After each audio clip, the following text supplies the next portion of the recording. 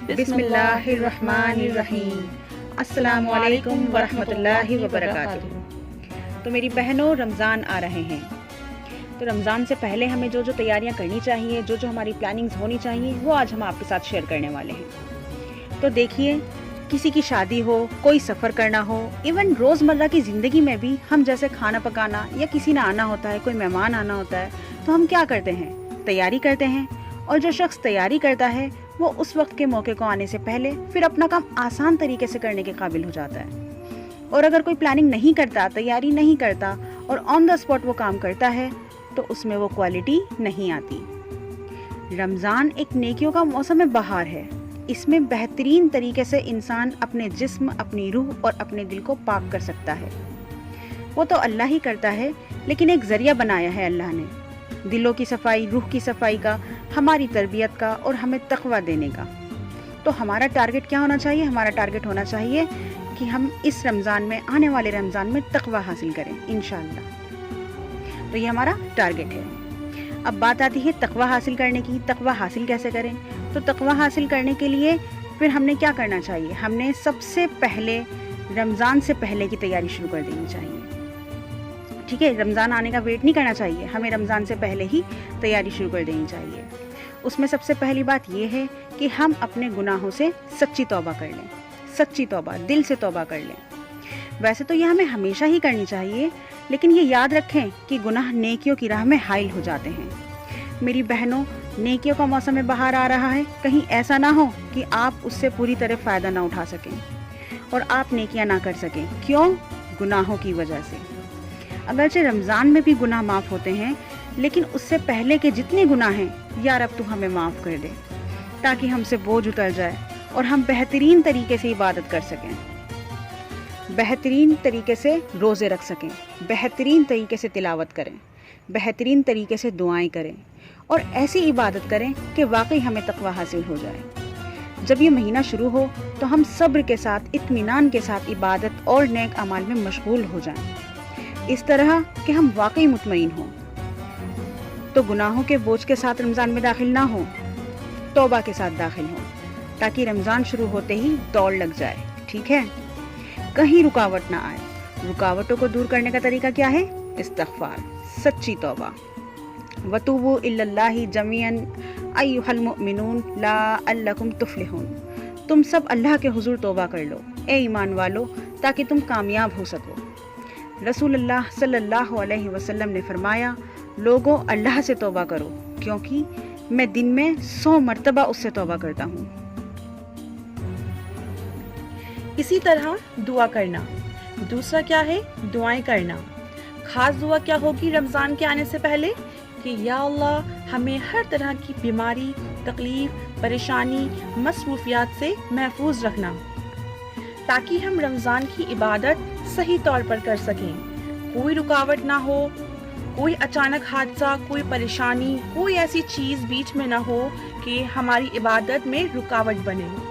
کیونکہ کبھی کبھی آپ دیکھتے ہیں کہ آپ کی بڑی تیاری ہوتی ہے کام کرنے کی، لیکن اچانک آپ خود بیمار ہو جاتے ہیں یا گھر والوں میں سے کوئی بیمار ہو جاتا ہے، تو پھر کیا ہوتا ہے؟ جو کچھ آپ نے پلان کیا ہوتا ہے سب دھرا کا دھرا رہ جاتا ہے۔ تو اللہ تعالیٰ سے عافیت کی دعا مانگتے رہیے، اور پھر یہ دعا کریں کہ اللہ ہمیں خیر اور سلامتی کے ساتھ رمضان تک پہنچا دے، خیر کے ساتھ رمضان تک پہنچا دے۔ اسلاف سے یہ روایت آتی ہے کہ وہ 6 مہینے یہ دعا کرتے تھے کہ اے اللہ ہمیں رمضان تک پہنچا دے، اے اللہ ہمیں رمضان دیکھنے نصیب کر، اور پھر رمضان کی عبادتیں کرتے، اور اس کے بعد اگلے 5 مہینے یہ دعا کرتے کہ اے اللہ ہماری رمضان کی عبادتیں قبول کر لے۔ تو رمضان کے آنے تک بھی دعائیں کریں کہ رمضان ملے ہمیں۔ کتنے لوگ ایسے ہیں جو پچھلے سال رمضان میں تھے اور آج دنیا میں نہیں ہیں؟ ہر ایک کسی نہ کسی کو جانتا ہوگا جس کی اس سال میں ڈیتھ ہوئی۔ ہمیں نہیں معلوم ہم دنیا میں کب چلے جائیں، تو اللہ تعالیٰ سے دعا کرنی چاہیے کہ اللہ تعالیٰ ہمیں اپنی اطاعت کے کام میں، اپنی عبادت کے لیے ہماری مدد فرمائے اور ہمیں اس کے لیے قبول کر لے۔ تیسری چیز، اس مہینے کا خوشی سے استقبال کرنا۔ اس کے بارے میں سوچ کر خوش ہونا کہ رمضان آ رہے ہیں۔ رمضان گرمیوں میں آ رہے ہیں، گرمیوں کی شدت کے مہینے میں، اس لیے کچھ لوگ اس کے آنے کی خبر سے پریشان بھی ہوتے ہیں۔ بڑی گرمی لگے گی، بڑی پیاس لگے گی، کاموں کا کیا ہوگا، ایسا کیسے ہوگا، ویسا کیسے ہوگا۔ لیکن آپ نے ہر سال دیکھا ہوگا سب کچھ ہو جاتا ہے۔ تو آگے کا سوچ کر خوف زدہ نہ ہو، بلکہ پیچھے کا سوچ کر پیچھے کے تجربے سے مطمئن ہو جائیں۔ کہیے، سوچئے، اللہ نے سب کرا دیا تھا اور آگے بھی سب کرا دے گا، سب اللہ کے فضل سے ہو جائے گا۔ وہ اس لیے خوشی سے رمضان کا استقبال کریں اور اس کا بھی انشاءاللہ اجر ملے گا، کیونکہ جب انسان خوش ہو کر کسی کام کو کرتا ہے تو وہ آسان بھی ہو جاتا ہے اور اس کے ساتھ ساتھ اس کی کوالٹی بھی اچھی ہوتی ہے۔ کوالٹی اچھی ہوگی تو اجر بھی اچھا ملے گا۔ تو آپ کو پتہ ہے رمضان کے مہینے میں جنت کے دروازے کھول دیے جاتے ہیں اور جہنم کے دروازے بند کر دیے جاتے ہیں، ہر طرح کی خیر اور برکت نازل ہوتی ہے۔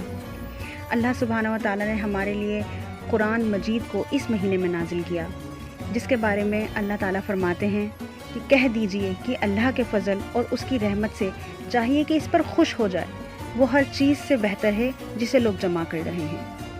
تو الحمدللہ آپ سب اس چیز سے واقف ہیں، تجربہ کر چکے ہیں کہ سب سے زیادہ ہمارا تعلق قرآن مجید سے رمضان میں ہوتا ہے۔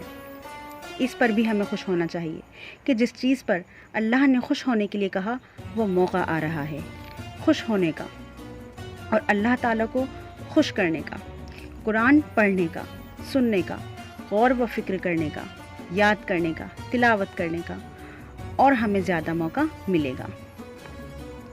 پھر اسی طرح چوتھی چیز، رمضان سے پہلے پچھلے قضا روزے کر لیں، کیونکہ جب سال پورا ہو جاتا ہے تو فریضاً بھی پورا ہو جانا چاہیے، اگلے سال کے لیے روزے نہ چھوڑیں۔